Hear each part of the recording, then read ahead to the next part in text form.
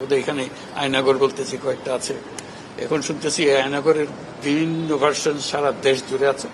গুমের মতো ভয়ঙ্কর অপরাধে অভিযুক্ত সেনা কর্মকর্তাদের বিচার সেনা প্রধান তাদের নিজস্ব আদালতেই করতে চান, কিন্তু সেনা আইনে গুম কোনো অপরাধ হিসাবে চিহ্নিত নয়। ফলে সেখানে এর বিচার করতে দিলে তা প্রহসনে পরিণত হবে। তাই এই গুরুতর অপরাধের বিচার আন্তর্জাতিক অপরাধ ট্রাইব্যুনাল আইসিটি ছাড়া অন্য কোথাও সম্ভব নয় বলে প্রধান উপদেষ্টা অধ্যাপক মোহাম্মদ ইউনূস আর সাক্ষাৎকালে জেনারেল ওয়াকারকে সাফ জানিয়ে দিয়েছেন।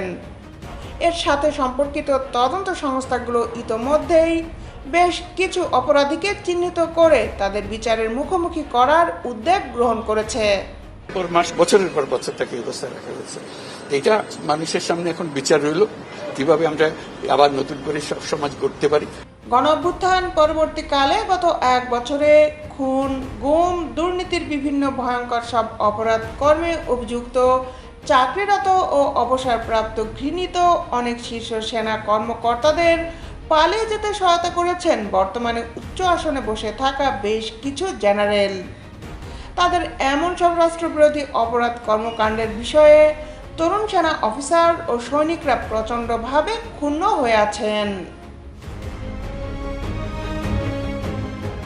দেশ বিদেশের আপডেট নিউজ পেতে আমাদের সাথেই থাকুন।